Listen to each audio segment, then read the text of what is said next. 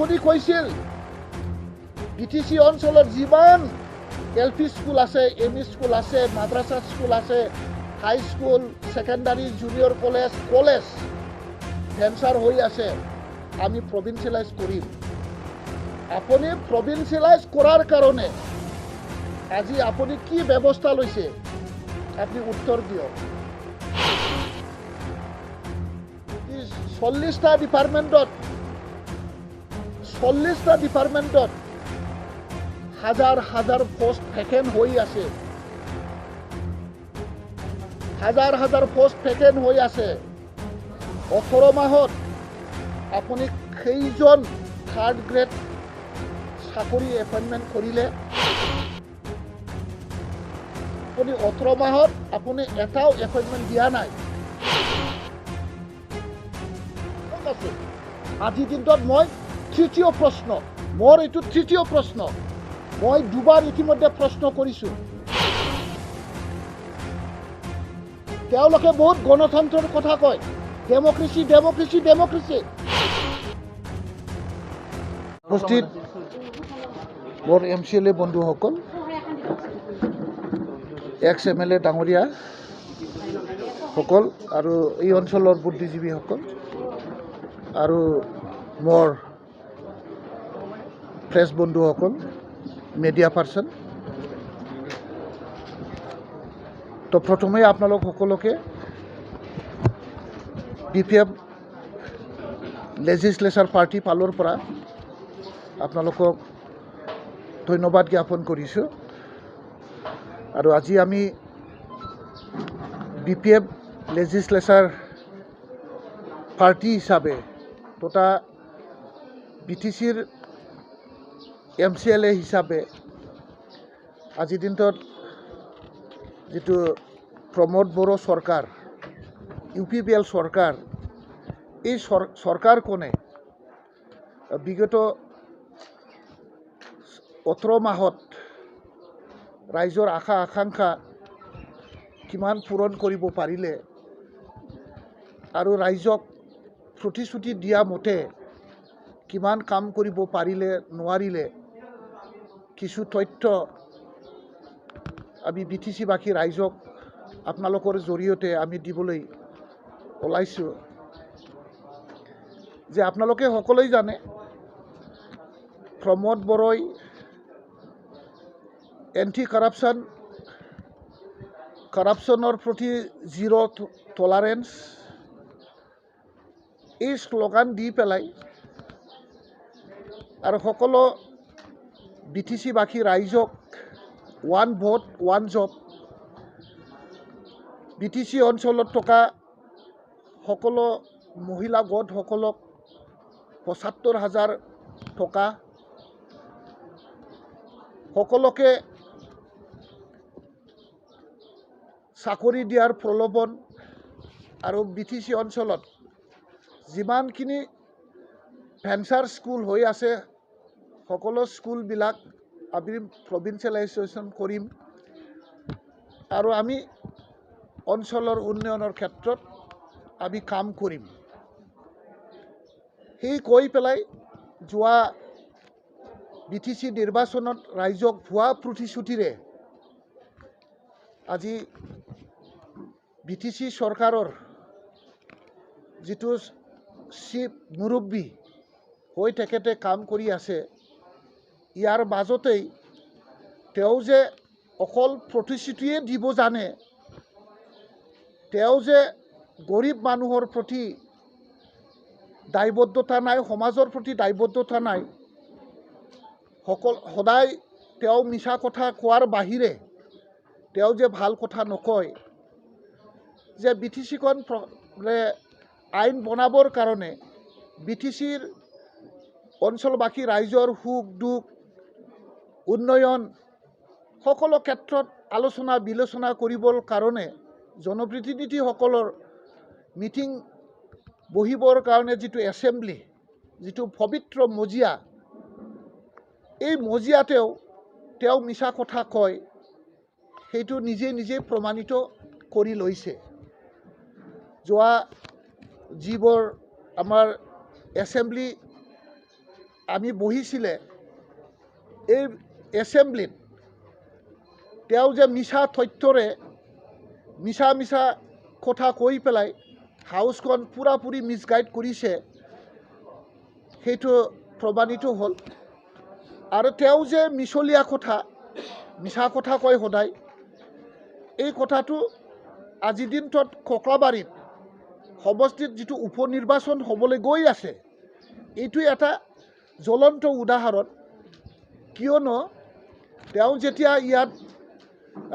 UPPLৰ candidate হিচাপে প্ৰতিদ্বন্দ্বিতা কৰিছিল ককলাবাৰী ৰাইজক এটা প্ৰতিশ্ৰুতি প্ৰদান কৰিছিলে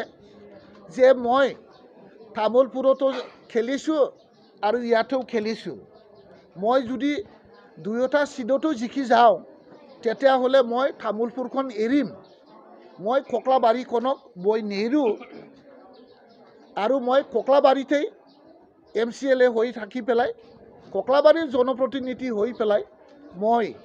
কাম কৰি যাম বুলি ৰাইজক প্ৰতিশ্ৰুতি দিছিল আৰু তেওঁ ইতিমধ্যে কৈছিল সেই সময়ত কৈছিল যে মই ইতিমধ্যে মই এই চিমলাত এটা ঘৰ ভাড়াও লৈ লৈছোঁ পাৰ্মানেণ্ট এটা ঘৰ ভাড়া লৈছোঁ মই আৰু ককলাবাৰীৰ পৰা মই আৰু গুচি নাযাওঁ মই 5টা বছৰ ককলাবাৰীত থাকি পেলাই মই এই অঞ্চলখন সেৱা কৰিম বুলি তেওঁ প্ৰতিশ্ৰুতি দিছিল তো আজি তেওঁ মানে পলায়নবাদী এটা নেতা সি ককলাবাৰীত এই যে 18 মাহ 2 বছৰ ফাইনেন্সিয়েল ইয়াৰ মানে তেওঁলোকে পালে এই দুটা ফাইনেন্সিয়েল ইয়াৰত ককলাবাৰীত একো কৰিব নোৱাৰিলে এটা জ্বলন মানে তেওঁ উদাহৰণে দিব নোৱাৰে যে মই 18 মাহত ককলাবাৰীত মই এইখিনি কাম কৰিছোঁ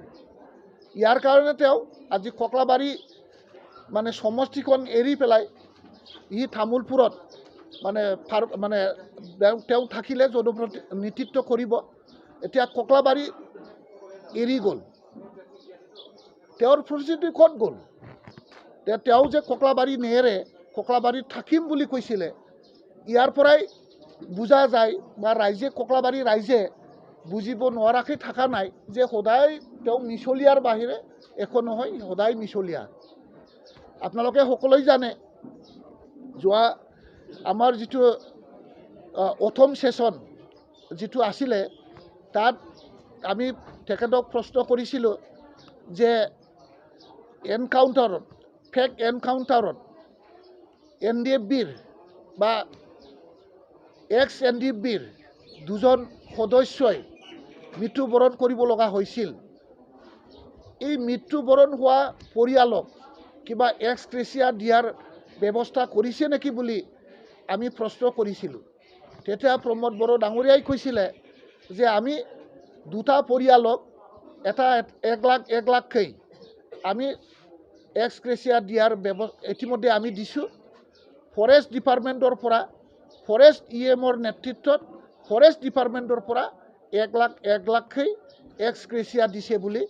তেওঁ হাউচত পবিত্ৰ সদনত তেওঁ মানে এটা কৈছিল কিন্তু দেখা গ'ল 1 লাখ দিয়াৰ কথাটো দূৰৰ কথা ই 1 পইচাও দিয়া নাই আৰু আজিলৈকে আমি তেওঁ যে দিছে দিয়াৰ প্ৰমাণ আমি বিচাৰিছোঁ আমি কৈছোঁ দিয়া নাই ঘৰৰ মানুহে ভিক্টিমাইজ ফেমিলিয়ে কৈছে আমি 1 পইচাও পোৱা নাই তেওঁ কৈ আছে আমি 1 লাখকেই দিছোঁ যদি দিছে তেতিয়াহ'লে চৰকাৰী দিয়াৰ যিটো প্ৰমাণ চেংচন লেটাৰ দিব লাগিব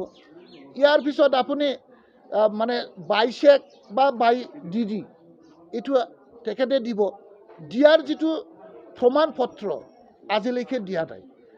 এই যোৱা যিটো আমাৰ এপ্ৰিল মাহৰ 4 আৰু 5 তাৰিখৰ যিটো সেশন বহিছিল তাক মই আকৌ প্ৰশ্ন কৰিছিলোঁ তেওঁ মোৰ প্ৰশ্নৰ উত্তৰটো কি কৰিলে ডিফাৰ মানে যিটো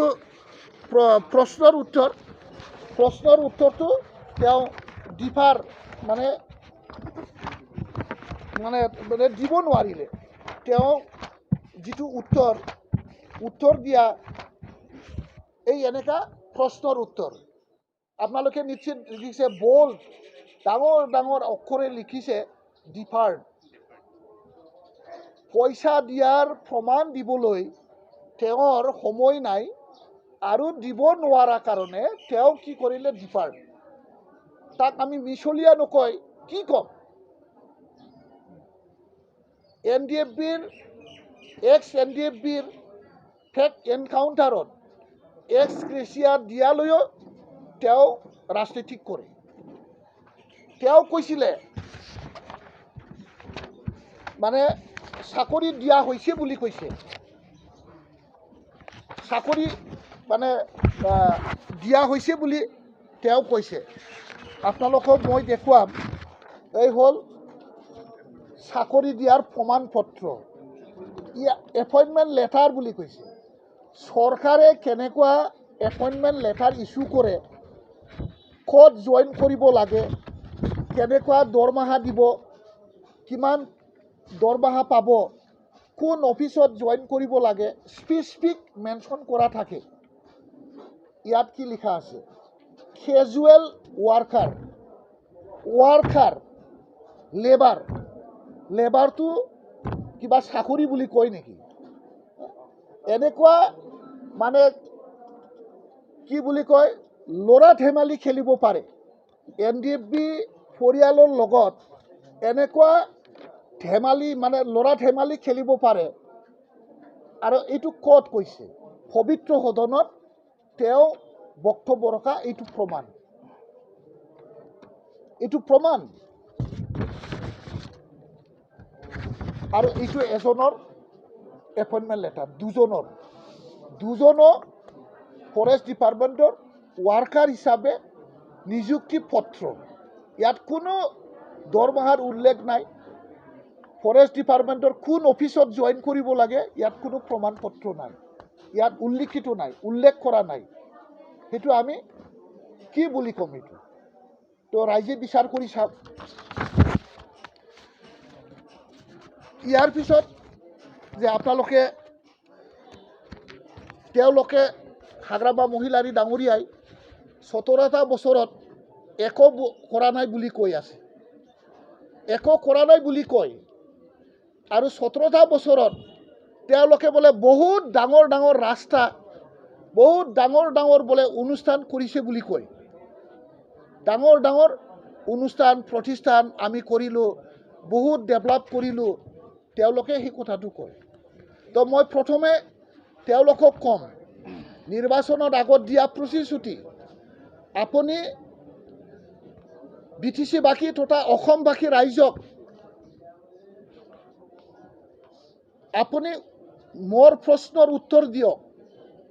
আমি প্ৰশ্ন কৰিম আপোনাক, আপুনি কেইটা শিক্ষক নিযুক্তি প্ৰদান কৰিলে? আজি BTC অঞ্চলত হাজাৰ হাজাৰ পোষ্ট, হাজাৰ হাজাৰ স্কুল শিক্ষকবিহীন হৈ আছে। শ স্কুল ছিংগল টিচাৰ হৈ পেলাই আজি শিক্ষাৰ অৱস্থা।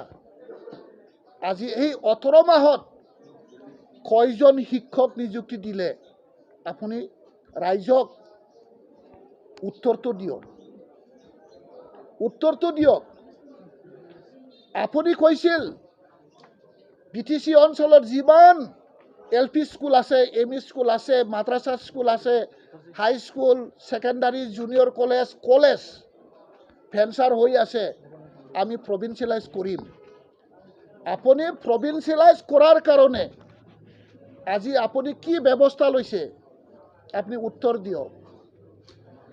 আজি প্ৰভিন্সিয়েলাইজেশ্যন কৰাৰ কাৰণে আপুনিতো প্ৰভিন্সিয়েলাইজ কৰিব নোৱাৰে। অসম চৰকাৰে প্ৰভিন্সিয়েলাইজ কৰিব। অসম চৰকাৰক প্ৰভিন্সিয়েলাইজ কৰিবৰ কাৰণে 18 মাহত অসমৰ মাননীয় মুখ্যমন্ত্ৰী হিমন্ত বিশ্ব শৰ্মা ডাঙৰীয়াৰ লগত এই বিষয়লৈ কেইবাৰ আলোচনা কৰিছে, ৰাইজক ক'ব পাৰিবনে? আপুনি কেইখন স্কুল আপুনি এপইণ্টমেণ্ট দিলে? আজি 40টা ডিপাৰ্টমেণ্টত হাজাৰ হাজাৰ পোষ্ট ভেকেণ্ট হৈ আছে। হাজাৰ হাজাৰ পোষ্ট ভেকেন্ট হৈ আছে 18 মাহত আপুনি কেইজন থাৰ্ড গ্ৰেড চাকৰি এপইণ্টমেণ্ট কৰিলে বা থাৰ্ড গ্ৰেড পোষ্ট ভেকেন্ট হৈ থকা পোষ্ট ফিল আপ কৰিলে 4th গ্ৰেড থাৰ্ড গ্ৰেড আপুনি এপইণ্টমেণ্ট দিব পাৰে আপুনি 18 মাহত আপুনি এটাও এপইণ্টমেণ্ট দিয়া নাই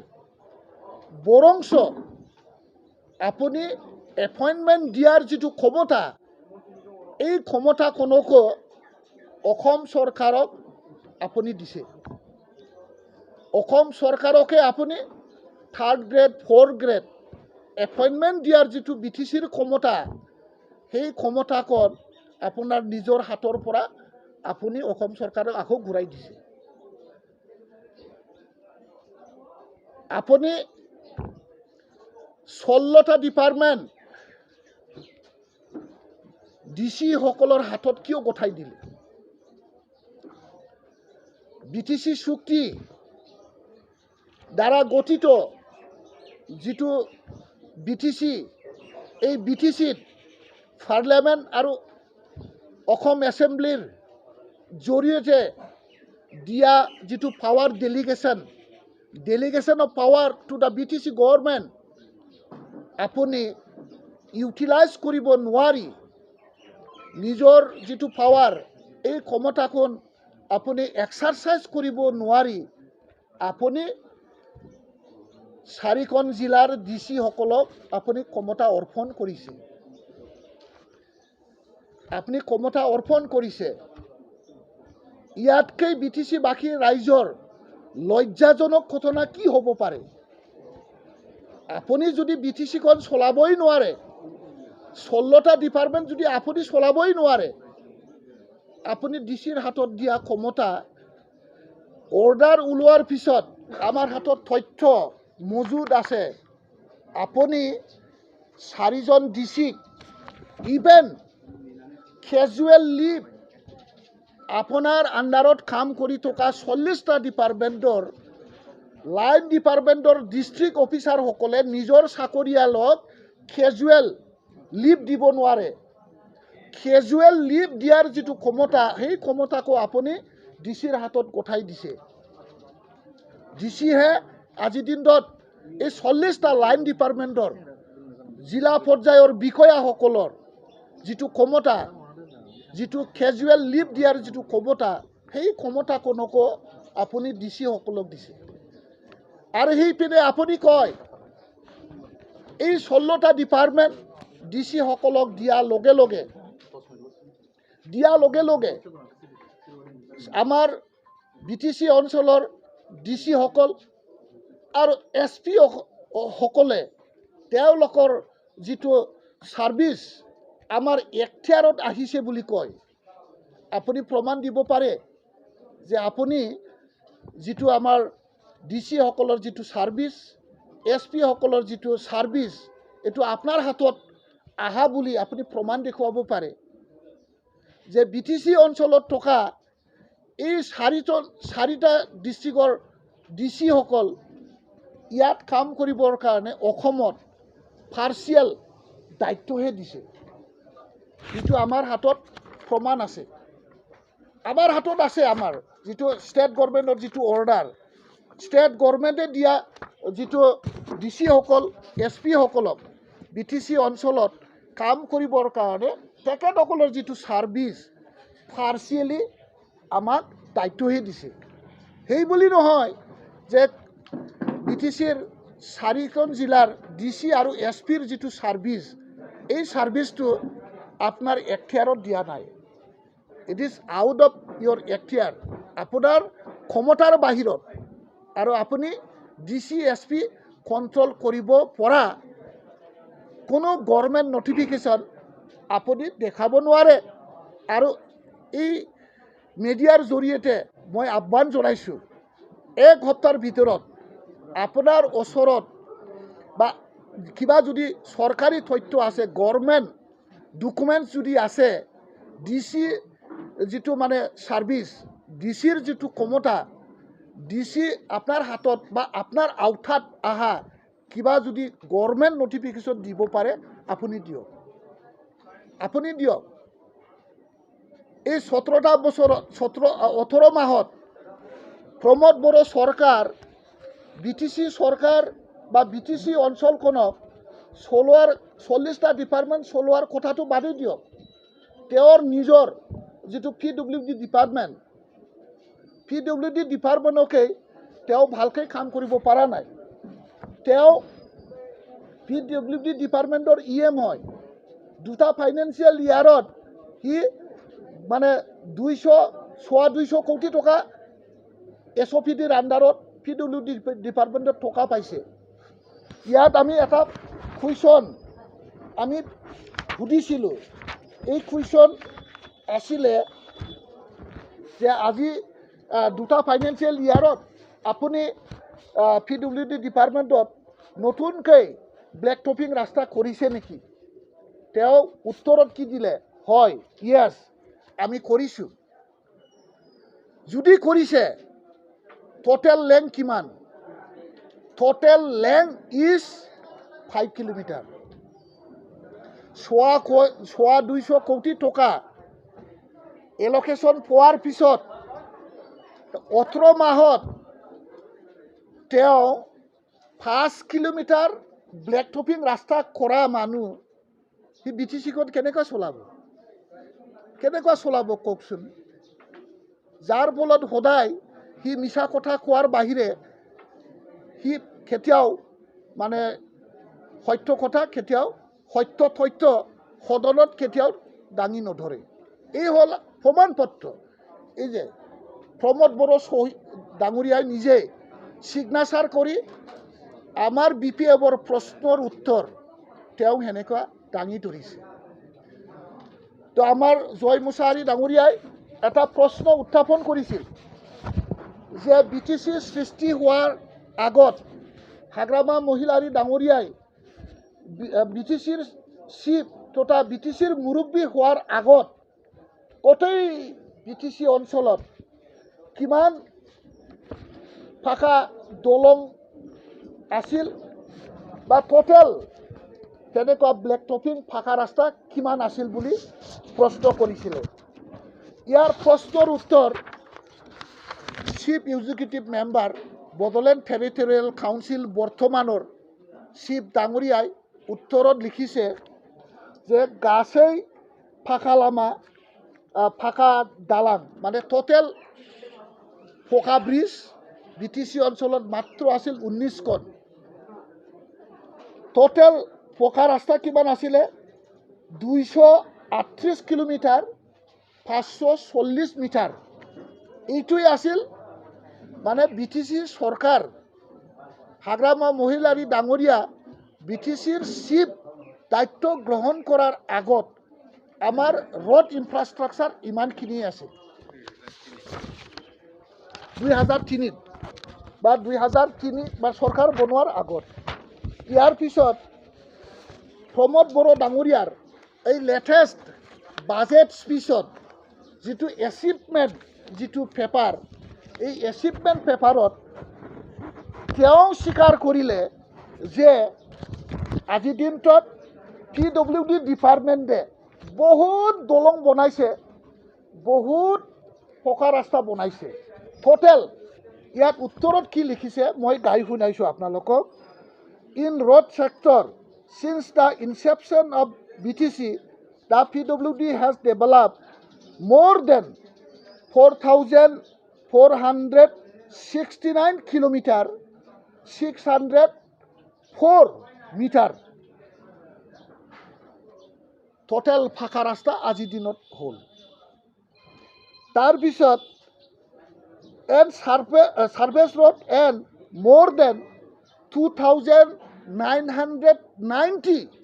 numbers of bridges and cell RCC bridges বনাইছে বুলি ক'লে তো আজি দিনটোত প্ৰমোদ বড়োৰ 5 কিলোমিটাৰটো বাদ দিলে কিমান কিলোমিটাৰ থাকিল 5 কিলোমিটাৰ যদি আমি বাদ দিও 4,465 কিলোমিটাৰ 4,465 কিলোমিটাৰ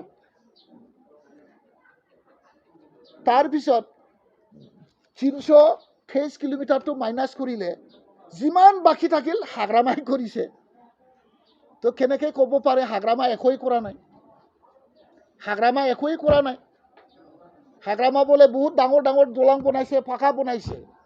দলং বনোৱাটো বাদেই দিয়ক এই ককলাবাৰী সমষ্টিটো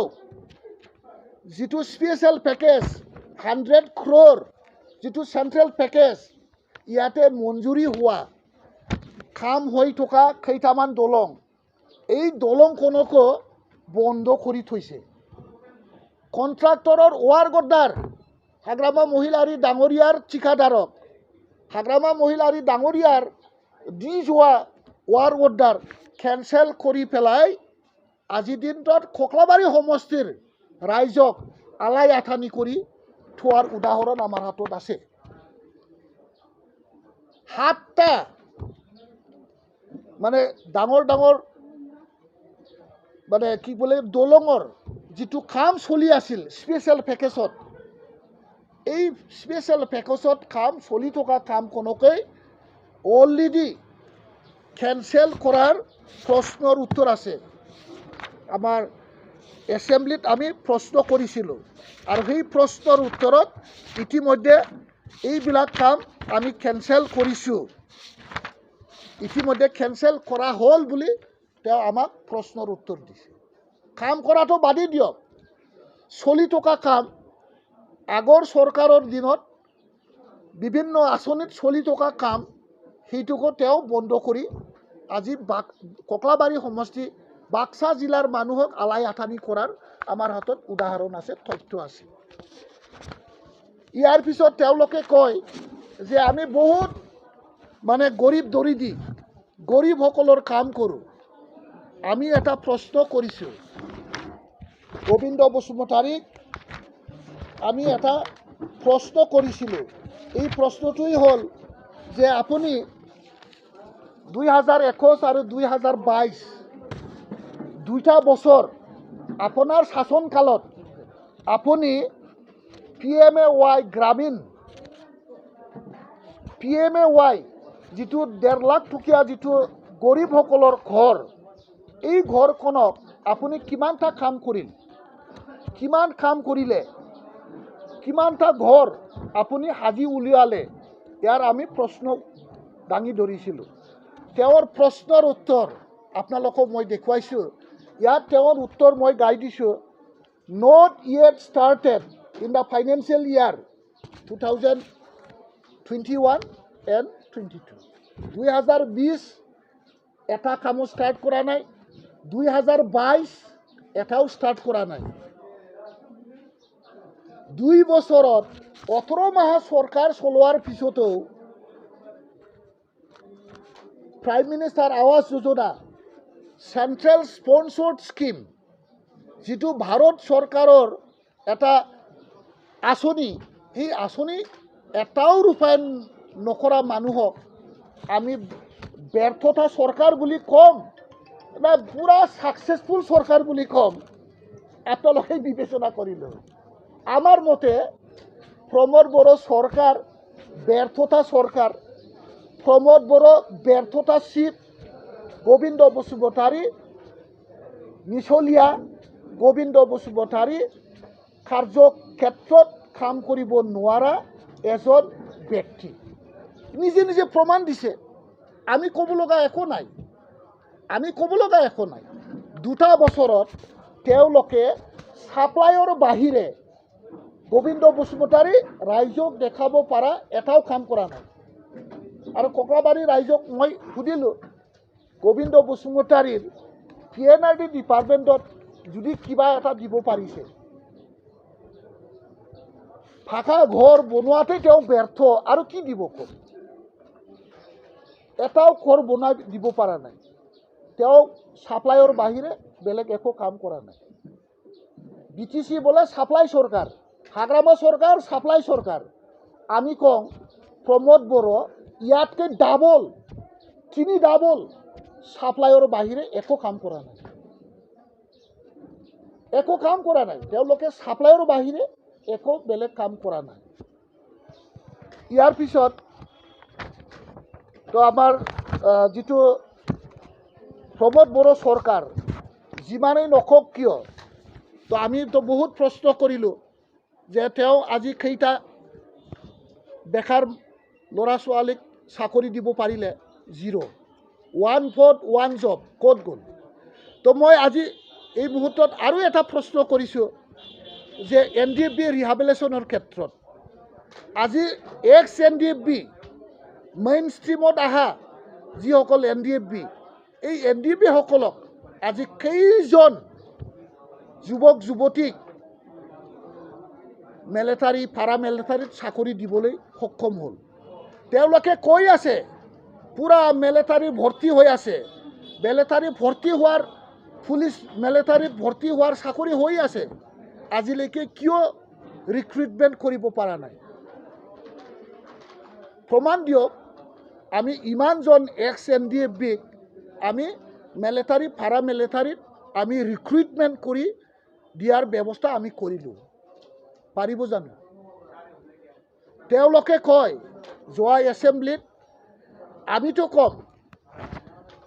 অসম চৰকাৰে ভাৰত চৰকাৰে ইনফ্ৰাষ্ট্ৰাকচাৰ ডেভেলপ কৰিবৰ কাৰণে দিয়া পইচা তেওঁলোকে মুকলি কৰি আনিব নোৱাৰে এই 18 মাহ হৈ গ'ল BTR চুক্তি হোৱা 2 বছৰ বেছি হৈ গ'ল BTR চুক্তিত যিটো 10.1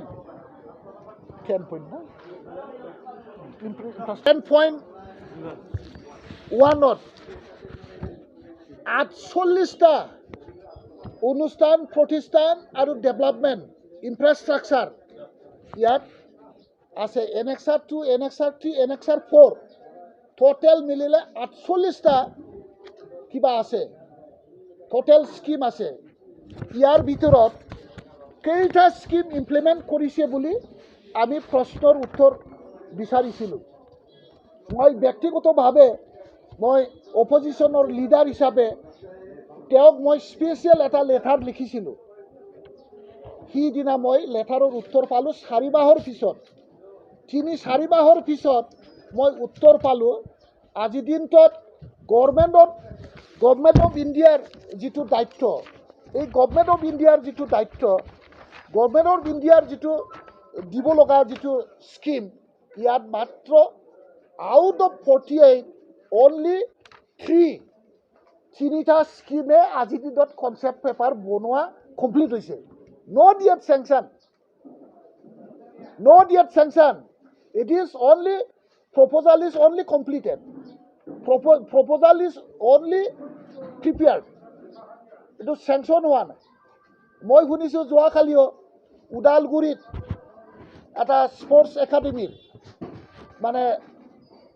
ফাউণ্ডেশ্যন কৰা সময় আহিছে কম সময়ৰ ভিতৰতে আমি ফাউণ্ডেশ্যন কৰিম ফাউণ্ডেশ্যন কৰাটো ডাঙৰ কথা নহয় ফাউণ্ডেশ্যন আপুনি কৰিব আপুনি মোক সেই তাৰিখত মোক চিঠি দিছে আপোনাৰ 24 মে'তহে আপোনাৰ প্ৰপ'জালটো এপ্ৰুভ হৈছে প্ৰিপেয়াৰ্ড হৈছে এইটো এপ্ৰুভ হ'ব লাগিব চেংচন হ'ব লাগিব টেণ্ডাৰ দিব লাগিব ৱাৰ অৰ্ডাৰ ইছ্যু কৰিব লাগিব তাৰপিছতে না কাম আৰম্ভ হ'ব 48টাৰ ভিতৰত 18 মাহত মাত্ৰ 3টা গভৰ্ণমেণ্ট অফ ইণ্ডিয়া আৰু গভৰ্ণমেণ্ট অফ আসামৰ মাত্ৰ 1 2 3 4 অনলি 4 গভৰ্ণমেণ্ট অফ আসামৰ যিটো দায়িত্বত থকা যিটো প্ৰজেক্ট এই প্ৰজেক্টত মাত্ৰ আজি দিনত 4টা প্ৰজেক্ট কনচেপ্ট পেপাৰে ৰেডি হৈছে এক্সিকিউশ্যন কৰাটো বাদেই দিয়ক 18 মাহ লাগে নেকি আৰু এই যে প্ৰজেক্ট 48টা প্ৰজেক্ট ইমপ্লিমেণ্টেশ্যন কৰিবৰ কাৰণে যিটো অসম চৰকাৰ আৰু ভাৰত চৰকাৰ চিনচিয়াৰলি 2021 আৰু 22ৰ যিটো বাজেট এই বাজেটত স্পষ্টকৈ 2021ৰ বাজেটত অসম চৰকাৰে WPT বাজেট 78 গ্ৰেণ্টছ BTCক দিবৰ কাৰণে 50% matching share to BTR Accord. BTR Accordৰ যিটো ইনফ্ৰাষ্ট্ৰাকচাৰ ইয়াত তেওঁলোকৰ যিটো 500 3 বছৰত 1500 কোটি দিয়াৰ যিটো প্ৰতিশ্ৰুতি সেইটো তেওঁলোকে ৰক্ষা কৰিছে বাজেট প্ৰভিজনত 250 কোটি আছে যোৱা বছৰ 2021-22ৰ যিটো বাজেট WPT বাজেট ষ্টেট গভৰ্ণমেণ্টে আকৌ 200 কোটি 50% matching share 50% matching share to the central government or 50% আৰু ইয়াৰ লগতে matching share 50% 200 কোটি মুঠতে 450 কোটি আৰু গভৰ্ণমেণ্ট অফ ইণ্ডিয়াৰ 500 কোটি 950 crore টকা ইতিমধ্যে বাজেট প্ৰভিজনত আছিল তেওঁলোকে এটা প্ৰপোজালো দিব নোৱাৰিলে এটা প্ৰপোজালো তেওঁলোকে কাম কৰিব নোৱাৰিলে তাৰ পিছত এই বছৰৰ যিটো বাজেট WPT বাজেট এই বাজেটত 2022 আৰু 23 ফাইনেন্সিয়েল ইয়াৰৰ যিটো WPT বাজেট যিটো BTR চুক্তিৰ যিটো ইনফ্ৰাষ্ট্ৰাকচাৰ ডেভেলপমেণ্ট কৰাৰ যিটো 500 কোটি টকাৰ যিটো প্ৰতিশ্ৰুতি এই প্ৰতিশ্ৰুতিটো এই বছৰত নীল এই বছৰত বাজেট প্ৰভিজন কৰা নাই যদি বাজেট প্ৰভিজন কৰা নাই আজি আপুনি সাপ্লিমেন্টাৰী বাজেট ষ্টেট গভৰ্ণমেণ্টে যেতিয়ালৈকে নকৰে তেতিয়ালৈকে আপুনি যিমানে ফাউণ্ডেশ্যন নকৰক কিয় আপুনি কাম ষ্টাৰ্ট কৰিব নোৱাৰে তো এই বছৰৰ যিটো বাজেট ইমান সিনচিয়াৰ মানে CEM তেখেতৰ সময়ত যিটো বাজেট এই বাজেটখনত যিটো আমাৰ ইনফ্ৰাষ্ট্ৰাকচাৰ BTR চুক্তিৰ যিটো ইনফ্ৰাষ্ট্ৰাকচাৰ 48টা স্কিম কৰিবৰ কাৰণে ধাৰ্য কৰা বাজেট কিয় মানে বাজেট ধৰিব নোৱাৰিলে আমি এটা প্ৰশ্ন কৰিছিলোঁ যে আমাৰ যিটো শ্বহীদসকল এই শ্বহীদসকলক যিটো পৰিয়াল এই পৰিয়ালক যিটো এক্সগ্ৰেচিয়া পেমেণ্ট দিয়াৰ ব্যৱস্থা লোৱা হৈছেনে তেওঁ কি ক'লে হয় ইতিমধ্যে আমি 320 জনক আমি ইতিমধ্যে 320 জনক আমি কিবা দিয়া হ'ল এক্সগ্ৰেচিয়া পেমেণ্ট দিয়া হ'ল বুলি ক'লে কিন্তু এই 320 জনৰ ভিতৰত তেওঁৰ তথ্যও ভুল আমাৰ যিটো আগৰ যিটো চৰকাৰ এই চৰকাৰে গোটেই বডোলেণ্ড মুভমেণ্ট till BTC চুক্তি হোৱালৈকে যিমানবোৰ আন্দোলন হৈছিল ইয়াত শ্বহীদ হোৱাৰ এটা লিষ্ট প্ৰিপেয়াৰ্ড কৰা হৈছে গভৰ্ণমেণ্ট অফ আসাম আৰু BTC গভৰ্ণমেণ্টৰ মাজত এটা আণ্ডাৰষ্টেণ্ডিং হৈ গ'ল ইয়াত টোটেল নাম্বাৰছ হ'ল 2624 জন 2624 জন আৰু সেই 2624 জনক বছৰে 5 লাখকৈ দি থকাৰ এটা আণ্ডাৰষ্টেণ্ডিং হৈছিল ইয়াৰ মানে কিবা হিচাপে পৰিণাম হিচাপে আমি 2019ত 300 জন শ্বহীদ পৰিয়ালক 5 লাখকৈ দিয়া হ'ল আপোনালোকে সবে জানে 2019 চনৰ 10 ফেব্ৰুৱাৰীত আমাৰ যিটো BTC ফাউণ্ডেশ্যন ডে অবজাৰ্ভ কৰা হৈছিল প্ৰথম সুজিত নাৰ্জাৰীৰ দেউতাৰ হাতত প্ৰথম যিটো শ্বহীদৰ এক্সগ্ৰেচিয়া 5 লাখ টকাৰ চেক সেই সময়ৰ মাননীয় মুখ্যমন্ত্ৰী সৰ্বানন্দ সোণোৱালৰ হাতেৰে প্ৰথম দিয়া হ'ল আৰু সিদিনা 20 জন পৰিয়ালক দিয়া হ'ল আৰু বাকি 280 জনক পৰ্যায়ক্ৰমে BTCৰ যিটো কালচাৰেল কমপ্লেক্স এই কালচাৰেল কমপ্লেক্সত দিয়া হ'ল ইয়াৰ পিছত 2020-21 শ্বহীদসকলৰ কাৰণে 2 কোটি টকা বাজেট ষ্টেট গভৰ্ণমেণ্টে ৰাখিছিল। এই 2 কোটি টকাৰ বাজেটেৰে প্ৰমোদ বড়ো ডাঙৰীয়াই 40 জন শ্বহীদ ব্যক্তিসকলক 5 লাখকৈ চেক প্ৰদান কৰিলে। ইয়াৰ ভিতৰত আছে সেই সময়ৰ লিষ্ট হোৱা 2024 চনৰ ভিতৰত 22 জন আৰু NDFB বেকগ্ৰাউণ্ডৰ মানে মৃত্যু হোৱা পৰিয়ালৰ মাত্ৰ 18 জনকহে দিব পাৰিছে। টোটেল 300 আৰু পিছত দিয়া 40 জন, 22 জন, 18 জন, 40 জন। আজিৰ দিনটোত এই যে 5 লাখ দিয়াৰ যিটো ডিচিশ্যন, এই ডিচিশ্যনটো 332 জন নহয়, ইতিমধ্যে 340 জনক দিয়া হ'ল। যোৱা বছৰৰ বাজেটত 21-22ৰ বাজেটত WPT বাজেটত এই শ্বহীদ পৰিয়ালসকলক আকৌ 5 লাখকৈ যিটো এক্সগ্ৰেচিয়া দিয়াৰ কথা আছিল, প্ৰতিশ্ৰুতি আছিল, সেইটো দিবৰ কাৰণে অসম চৰকাৰে WPT বাজেটত 10 কোটি টকা ধাৰ্য কৰা হৈছিল। এই যে 10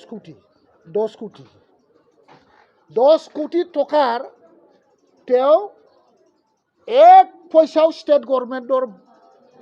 মানে ট্ৰেজাৰীৰ পৰা মুকলি কৰি আনিব নোৱাৰিল।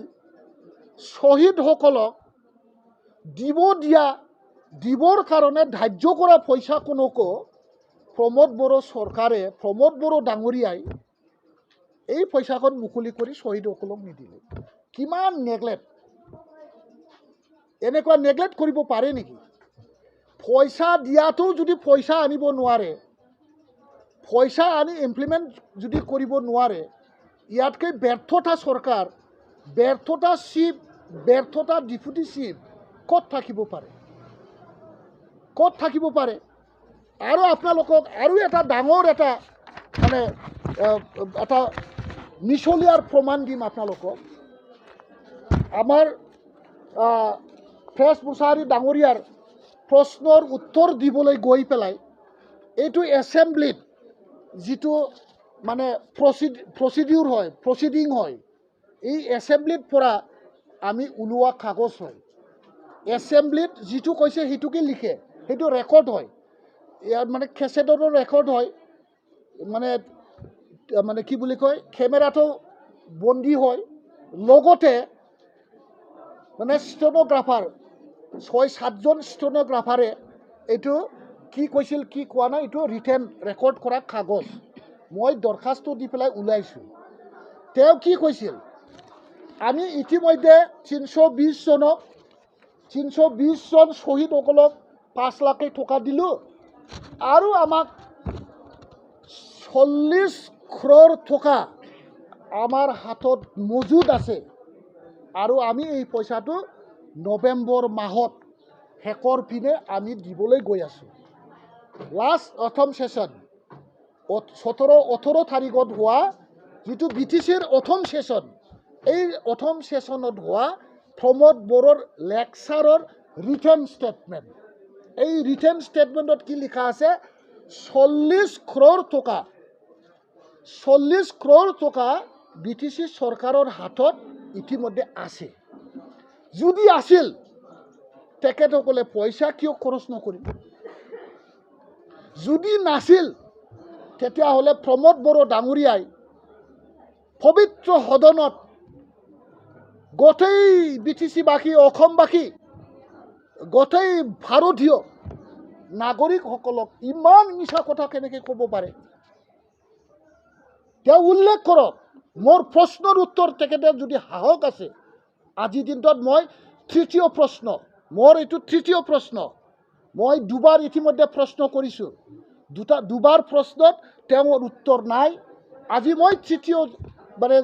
মানে প্ৰশ্ন কৰিছোঁ। তেওঁলোকে বহুত গণতন্ত্ৰৰ কথা কয়, ডেমক্ৰেচিৰ মেইন স্তম্ভৰ ওচৰত মই